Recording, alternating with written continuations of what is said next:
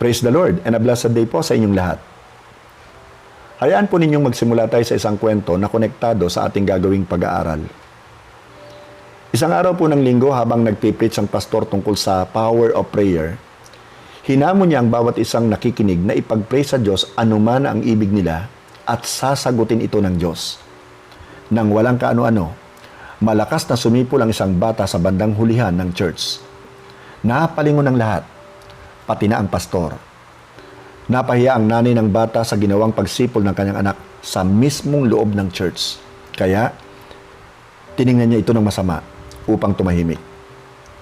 Pagkatapos ng service, tinanong ng ina ang kanyang anak, "Bakit ka sumipol sa loob ng church? Nakakahiya. Pinagtinginan nila tayong lahat. Pati na si pastor. Nakakahiya talaga." Sagot ng bata sa kanyang ina, kasi po, nang sabihin ni pastor na hingin natin anuman ang gusto natin sa Diyos, ipinag-pray ko po sa Diyos na turuan niya akong sumipol. At sinagot ng Diyos ang aking prayer. Kaya po ako sumipol. Now, kapatid kaibigan, naniniwala ka bang sinasagot ng Diyos ang prayer? Hayaan mong gawin kong personal ang tanong kong ito. Kasanang magagalit ha? Nasasagot ba ang prayers mo? Pag nireview mong mabuti ang iyong prayer life, iilan lang ba halos ang natatandaan mong nasagot sa prayers mo? Kung ganon, posibleng hindi ka nagpe-pray to get answers, to get results. It is even possible that you are just saying the prayer and you are not praying the prayer. Marami ang nagsasabing nagpe-pray sila, pero ang malungkot na katotohanan ay ito, ritual lamang, isang routine. Sa Mateo chapter 6, kinundina ni Jesus ang mga Pharisees at iba pang mga leaders ng Judaismo dahil sa paggamit ng maraming salita na wala namang kabuluhan sa kanilang panalangin. Ang sabi po ni Jesus sa Mateo chapter 6 verse 7, "At kapag nananalangin kayo, huwag kayong gumamit ng maraming salita na wala namang kabuluhan, tulad ng ginagawa ng mga taong hindi kumikilala sa Diyos. Akala nila ay sasagutin sila ng Diyos kung mahaba ang kanilang panalangin." So kapatid, kaibigan, pag nag-pray ka, suggestion ko lang po ito, tanungin mo muna ang iyong sarili. Bakit ba ako magpe-pray? Ano ang dahilan? Magsasalita lang ba ako o magpe-pray ako upang sagutin ng Diyos? Sa araw na ito, pag-aaralan natin ang ilang katangian ng isang byuda sa kwento ni Jesus na nag-pray at sinagot ang kanyang prayer. Mababasa po natin ang kwentong ito sa Book of Luke, chapter 18, verses 1 to 8. Makinig po kayong mabuti. Then Jesus told his disciples a parable to show them that they should always pray and not give up. He said, "In a certain town there was a judge who neither feared God nor cared what people thought. And there was a widow in that town who kept coming to him with the plea, 'Grant me justice against my adversary.' For some time he refused, but finally he said to himself, 'Even though I don't fear God or care what people think, yet because this widow keeps bothering me, I will see that she gets justice, so that she won't eventually come and attack me.' And the Lord said, 'Listen to what the unjust judge says. And will not God bring about justice for His chosen ones, who cry out to Him day and night? Will He keep putting them off? I tell you, He will see that they get justice, and quickly. However, when the Son of Man comes, will He find faith on the earth?'" Ang Diyos po magpapala sa kanyang buhay at makapangyarihang salita. So the big question for us today is this: how can we get our prayers answered? Ulitin ko, how can we get our prayers answered? Firstly, by being persistent in our prayers. Ayon sa kwento ni Jesus, ang biyudang ito ay palaging pumupunta sa hukom at humihingi ng katarungan mula sa kanyang kaaway. Wala na pong ibang detalye pa na ibinigay sa atin. Pero ang maliwanag, mayroon siyang problema. At hindi siya makukontento hanggat hindi sinasagot ng hukom ang kanyang kahilingan na tulungan siya sa kanyang problema. She would not be denied. Pakinggan natin muli ang sinabi ni Jesus sa Luke chapter 18, verses 6 and 7. Listen to what the unjust judge says. And will not God bring about justice for His chosen ones, who cry out to Him day and night? Will He keep putting them off?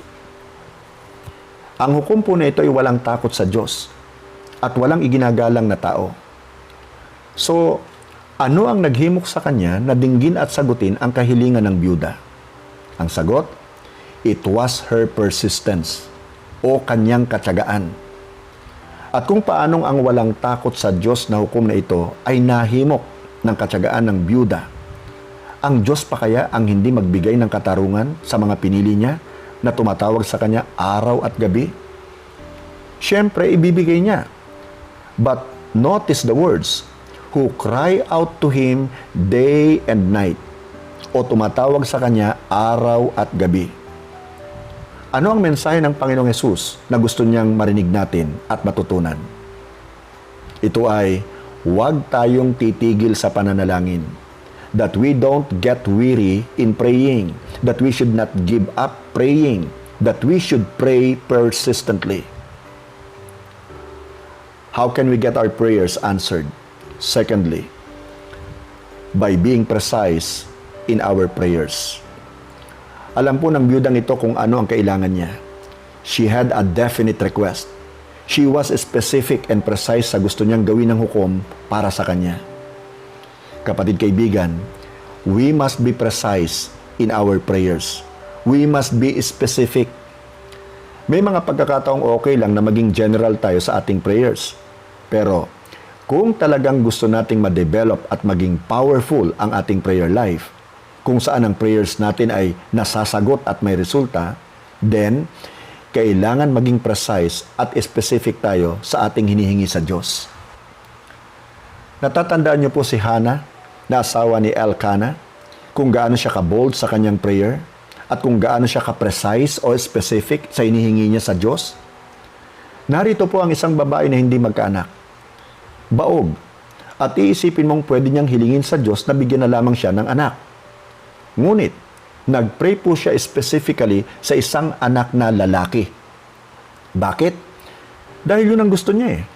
Hannah was precise in her prayers. She was specific. At ipinagkaloob ng Diyos ang kanyang kahilingan.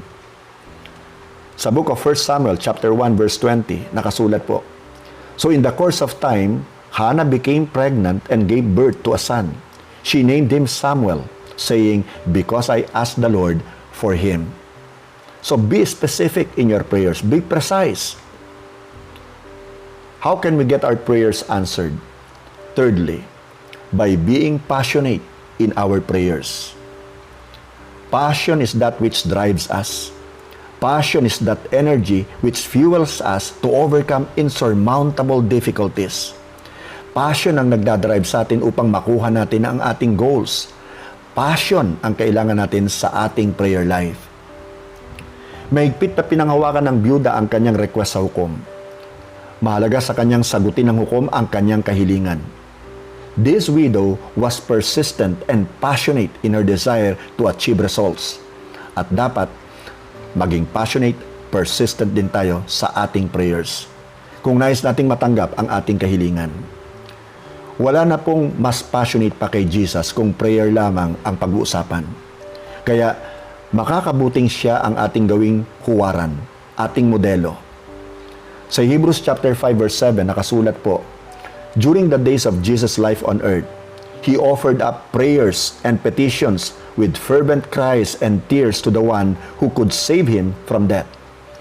And He was heard because of His reverent submission. Ang passion po ni Jesus sa pananalangin ang nagbunsod sa kanyang mga alagad na hilingin sa kanyang turuan silang mag-pray.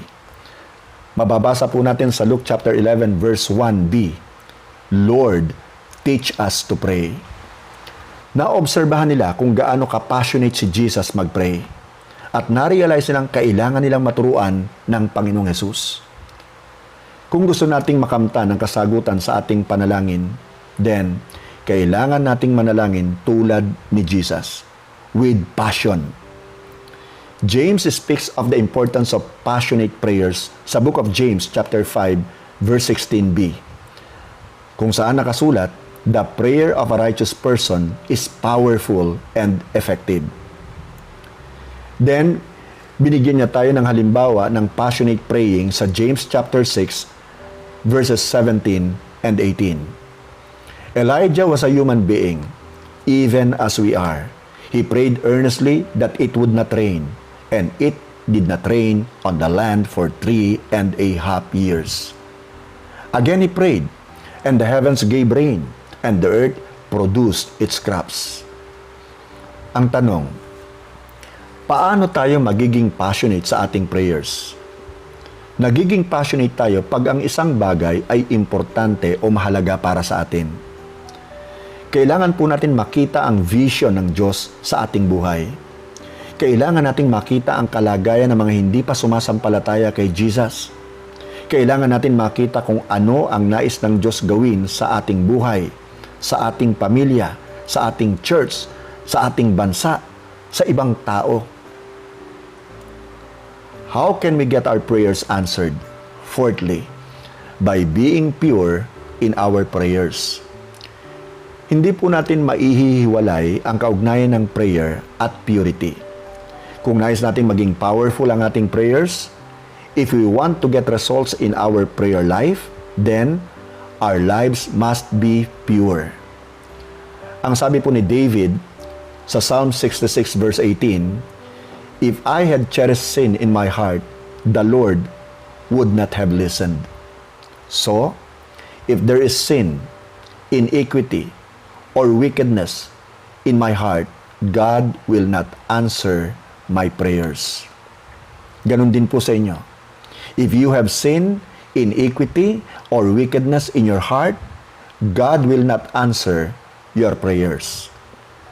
Sa book of Isaiah chapter 59 verses 1 and 2 nakasulat, surely the arm of the Lord is not too short to save, nor his ear too dull to hear. But your iniquities have separated you from your God.